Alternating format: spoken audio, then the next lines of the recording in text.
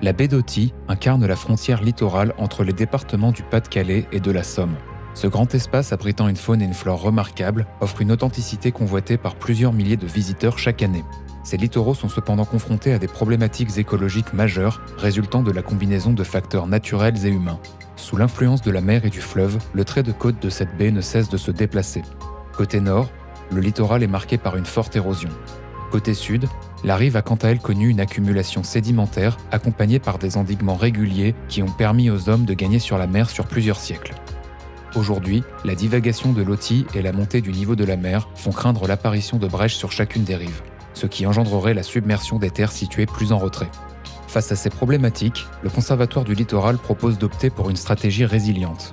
Le défi est d'entreprendre des travaux qui respecteront la dynamique naturelle du site tout en conciliant les usages humains. Les dunes et les marais doivent être utilisés comme zone tampon et les digues doivent être repositionnées en fond de baie afin d'étendre les zones de crues maritimes. À ces fins, des concertations avec les acteurs locaux ont lieu afin d'appréhender les conséquences des différentes options d'aménagement de digues sur les activités économiques du site. En fait, on est sur une terre ici où on a toujours créé des digues pour gagner des terres sur la mer pour faire de l'élevage et de la culture. Et en fait, on arrive un peu en bout de course parce que les conditions climatiques s'inversent un peu. Et on ne peut plus continuer à lutter contre ces événements naturels. Du coup, on va en rendre. On va rendre des terres que la mer avait auparavant. En tant qu'acteur qui peut porter une maîtrise foncière localement, on a identifié ce que serait le futur système d'endiguement à travers un faisceau. Donc un faisceau, c'est-à-dire où placer finalement cette future digue. Et sans trop savoir exactement où elle allait se placer, on a quand même progressivement proposé un périmètre d'intervention du Conservatoire du littoral pour pouvoir porter la maîtrise foncière sur ces terrains qui sont privés pour le moment. Donc l'objectif, c'est de faire tomber des parcelles privées dans le domaine public pour pouvoir soulager aussi la collectivité et mener à bien leurs projets. La digue construite au niveau du bois des sapins est une illustration concrète d'une réflexion collective. En plus d'avoir été enherbée pour permettre le pâturage ovin, des chemins y ont été conçus afin de concilier la continuité des sentiers de randonnée et l'accessibilité aux parcelles agricoles.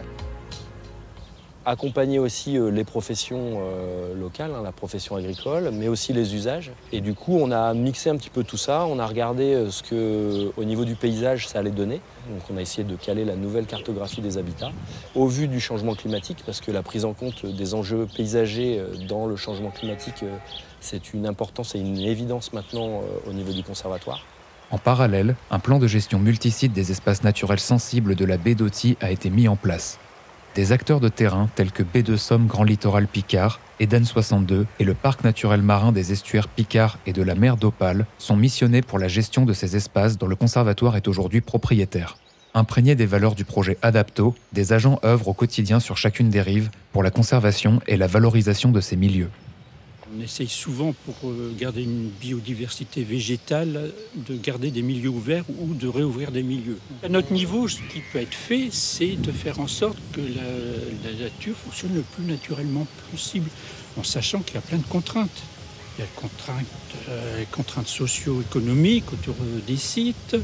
Il y a la contrainte du site en lui-même. S'il est petit, c'est difficile d'avoir quelque chose qui fonctionne bien, etc. Mais on peut mettre en place des choses. Pour le Conservatoire du littoral, garantir de bonnes conditions d'accès au site pour les usagers est essentiel. La conception des futurs ouvrages de protection côtière doit concilier écotourisme, activités agricoles et cynégétique de manière à transiter vers l'usage durable de ces espaces naturels. Donc une fois qu'on a défini tout ça, on a essayé de le transmettre. Et pour ce faire, on l'a porté à l'échelle du plus grand nombre, donc aussi bien à l'échelle des élus du territoire qu'au niveau des citoyens. Et puis progressivement, un travail aussi sur le secteur du tourisme pour transmettre aussi aux habitants, mais aussi à ceux qui viennent découvrir le territoire, à travers une boucle de découverte qu'on a mis en place avec l'Office du tourisme de Format-en-Plage. La gestion durable du littoral de la baie d'Authie doit être fondée sur un équilibre collectif où chaque usager devra adapter ses pratiques. Le plan mis en place doit se faire sur 3 étapes majeures. De 2020 à 2030, il faut se préparer à l'arrivée de l'eau salée. De 2030 à 2050, il faudra accueillir l'eau salée. Et au-delà de 2060, il faudra cohabiter avec l'eau salée. Il est donc crucial que les différents points de vue soient rassemblés afin de mieux comprendre les besoins de chacun et de pouvoir ajuster le projet d'aménagement du site sur les années à venir, tout en conciliant la protection de ce patrimoine naturel et l'économie du territoire.